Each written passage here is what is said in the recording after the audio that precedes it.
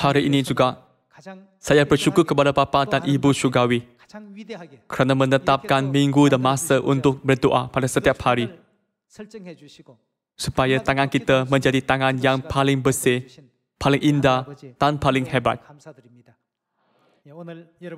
Hari ini, anda dan saya akan belajar firman Tuhan bersama. Pada 2000 tahun dahulu selepas Yesus naik ke syurga, murid-muridnya berkumpul bersama di ruangan atas bilik Markus dan berdoa bersungguh-sungguh. Jadi pada hari ini, marilah kita belajar firman Tuhan di bawah tajuk Hati yang berdoa, tangan yang berdoa. Dan marilah kita mengambil masa untuk belajar melalui Alkitab bahawa doa adalah salah satu perbuatan iman yang sangat penting secara rohani. Walaupun kita menekankan kepentingan doa beribu-ribu dan berpuluh-puluh ribu kali, ia masih tidak mencukupi.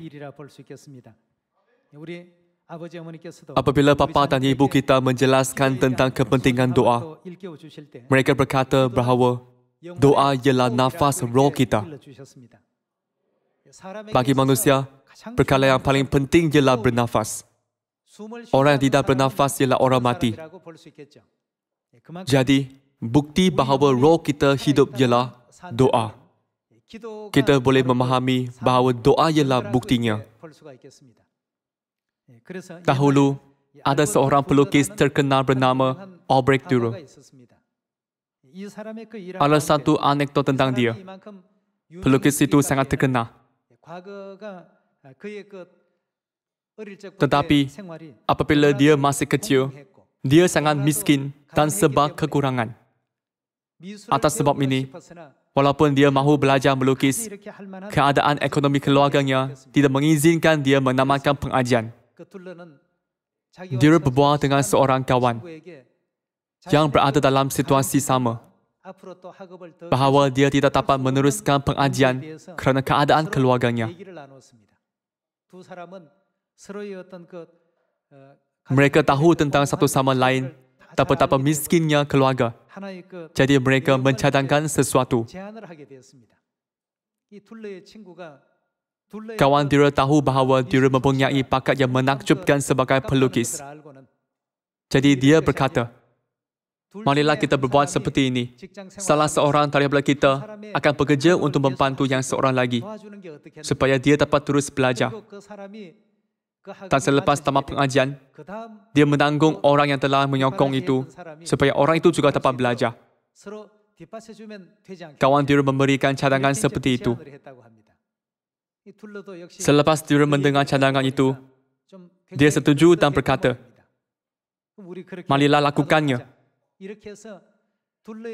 Seperti ini, kawan Dürer bekerja terlebih dahulu dan dia mengirimkan yuran pengajian serta kos sara hidup tanpa ketinggalan sebulan pun, supaya Dürer dapat tamat pengajian di universiti.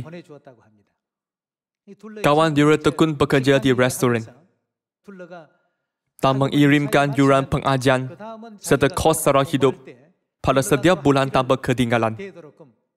Kerana mereka telah berjanji bahawa selepas tamat pengajian, dia akan menanggung perbelanjaan pengajiannya pula apabila dia belajar. Apabila dia hampir menamatkan pengajian, namanya mula dikenali di dunia seni. Dan lukisan Dürer mula diakui serta dijual satu persatu.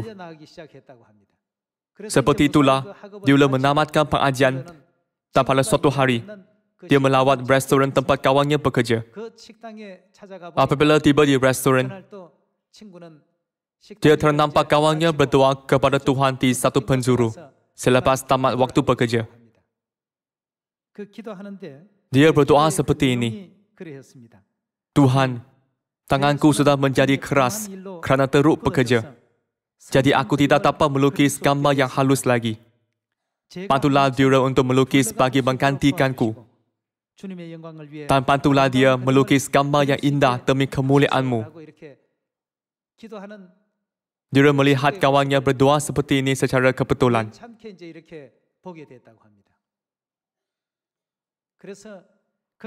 Dia sangat terharu dengan itu. Kawan dia bekerja siang dan malam untuk menanggung perbelanjaannya. Dan kerana terus bekerja, tangan dia menjadi keras serta kasar. Jadi dia tidak dapat melukis gambar yang halus lagi. Dia mengetahui hal itu. Tetapi dia tidak memberitahu dia. Sebaliknya, dia selalu berdoa kepada Tuhan dengan ikhlas seperti itu. Apabila dia melihatnya, dia sangat terharu. Dan melihat tangan yang berdoa kawannya telah menjadi terlalu keras untuk melukis gambar yang halus. Melihat tangan yang berdoa kawannya, dia sangat terharu dan melukis gambar tangan itu. Lukisan itu ialah tangan yang berdoa, objek dia. Lukisan itu menjadi lukisan yang hebat dan salah satu daripada karya agung dunia seni di seluruh dunia. Jadi orang berkata bahawa tangan yang paling bersih di dunia ini ialah tangan yang berdoa. Mereka juga berkata bahawa tangan yang paling hebat ialah tangan yang berdoa.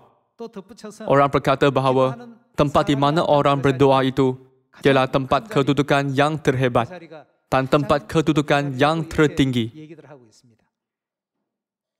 Dia memenangkan kita, iaitu anak-anaknya, mempunyai tangan yang paling bersih, tangan yang paling hebat.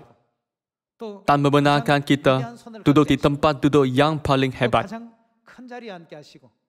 Bagi membuatkan kita duduk di tempat yang tertinggi, Tuhan memberikan kita minggu berdoa ini dan peluang untuk berdoa. Mempunyai masa untuk berdoa dan hati untuk berdoa. Apabila kita memikirkan hal ini berpuluh-puluh dan beratus-ratus kali pun, inilah harta yang paling hebat di antara harta-harta lain di dunia. Jadi, marilah kita pelajari ajaran Tuhan tentang doa melalui buku Matius bab 7.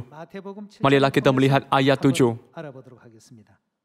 Mintalah, maka akan diberikan kepadamu. Carilah, maka kamu akan mendapat. Ketuklah, maka pintu akan dibukakan bagimu.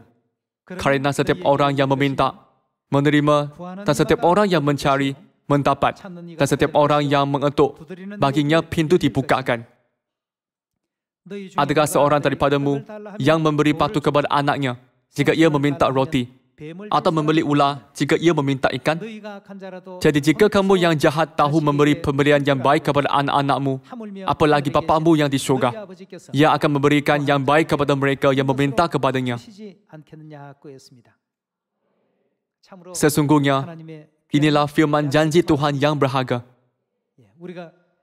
Kita harus melihat kembali diri sendiri, sama ada kita berdoa dengan hati yang berpertimbang perkara kudus, demi anak-anak Sion yang tercinta, dan demi orang yang belum lagi datang kepada kebenaran. Kawan dia tidak dapat lagi melukis gambar yang halus dengan tangannya, kerana sudah menjadi kasar dan keras.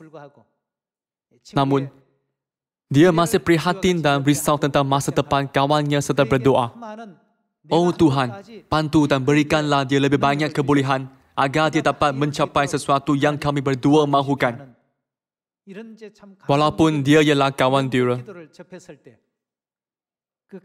Dan apabila mendengar doa kawannya yang menyentuh hati, tangan yang berdoa itu kelihatan sangat hebat serta kudus,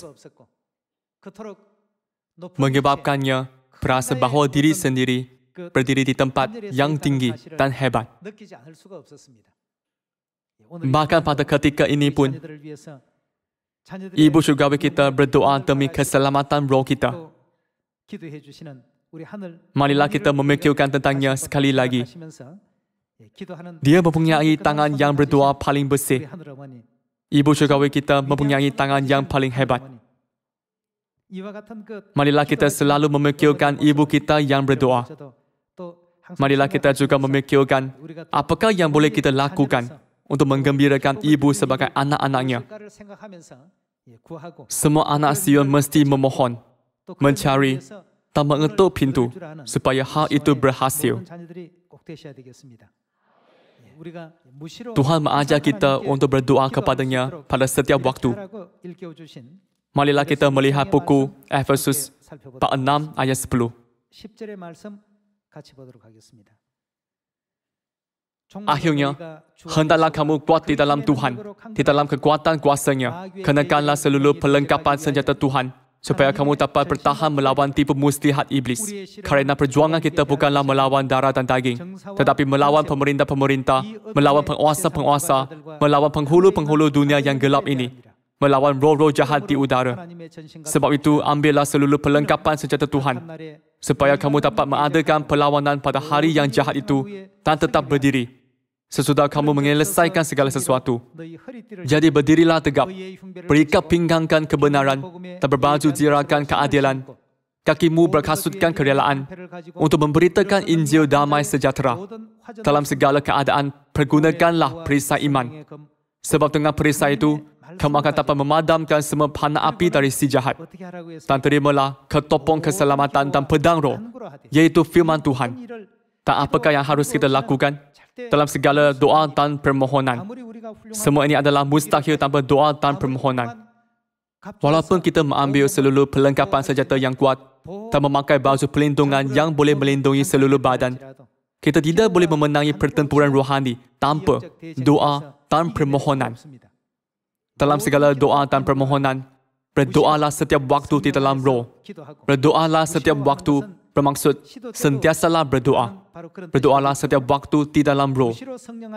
Dan berjaga-jagalah di dalam doamu itu dengan permohonan yang tak putus-putusnya untuk segala orang kudus. Juga untuk aku, supaya kepadaku, jika aku membuka mulutku, dikaruniakan perkataan yang benar, agar dengan keberanian aku memberitakan rahasia Injil yang ku layani sebagai utusan yang dipenjarakan. Berdoalah supaya dengan keberanian aku menyatakannya sebagaimana seharusnya aku berbicara. Semua firman kebenaran Alkitab mengajar kita untuk selalu memohon dan sentiasa berdoa pada setiap waktu dengan sepenuh hati. Inilah kehendak Tuhan. Betul? Dalam arti kata lain, kita mesti selalu meminta kuasa Tuhan. Berdoa kepada Bapa dan Ibu, harapkan bantuan Dia serta melakukan kerja keselamatan bersama dengannya dalam apa-apa sahaja yang kita lakukan. Marilah kita melihat buku Efesus bab 3 ayat 14. Itulah sebabnya aku sujud kepada Bapa. Maksudnya, berdoa kepada Tuhan, yang daripadanya semua turunan yang di dalam syurga dan di atas bumi menerima namanya. Aku berdoa supaya Ia, menurut kekayaan kemuliaan-Nya, menguatkan dan meneguhkan kamu oleh rohnya di dalam batinmu, sehingga oleh imanmu, Kristus diam di dalam hatimu, dan kamu berakar serta berdasar di dalam kasih. Aku berdoa supaya kamu bersama-sama dengan segala orang kudus dapat memahami betapa lebarnya, dan panjangnya, dan tingginya, dan dalamnya kasih Kristus, dan dapat mengenal kasih itu, sekalipun ia melampaui segala pengetahuan. Aku berdoa supaya kamu dipenuhi di dalam seluruh kepenuhan Tuhan.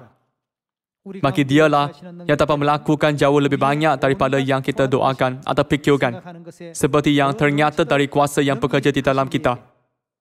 Bagi Dialah kemuliaan di dalam jemaat dan di dalam Kristus Yesus turun-temurun sampai selama-lamanya. Amin. Di dalam buku Efesus bab 3 sini, Rasul Paulus menjelaskan cara untuk menjadi lebih kuat dan lebih sehat secara rohani.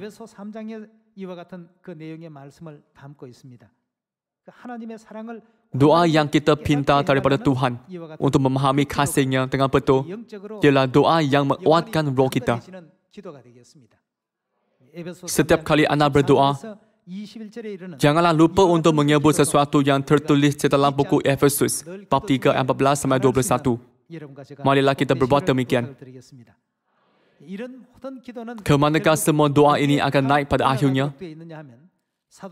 Menurut wahyu yang dilihat Rasul Yohanes, semua doa itu naik ke hadapan takhta Tuhan. Marilah kita melihat buku Wahyu bab 8 ayat 3. Doa yang kita lakukan pada setiap waktu dan secara berterusan Doa yang kita lakukan untuk membantu kita memahami kasih Tuhan dan memberikan kita keberanian untuk menginjil. Semua doa ini menjadi asap kemenyan dan naik ke hadapan takhta Tuhan. Marilah kita pergi ke buku Wahyu bab 8 ayat 3. Maka datanglah seorang malaikat lain, dan ia pergi berdiri dekat mesbah dengan sebuah pertupaan emas. Dan kepadanya diberikan banyak kemenyan untuk dipersembahkannya bersama-sama dengan doa semua orang kudus di atas mesbah emas di hadapan takhta itu. Maka naiklah asap kemenyan bersama-sama dengan doa orang-orang kudus itu dari tangan malaikat itu ke mana? Hadapan Tuhan. Kita mengajarkan bahawa doa kita naik ke hadapan Tuhan dengan asap kemenyan. Apabila kita berdoa, tangan kita yang berdoa ialah tangan yang paling bersih di mata Tuhan dan tangan yang paling indah serta paling hebat. Dan tempat orang yang berdoa duduk akan menjadi tempat duduk yang paling hebat di dunia ini.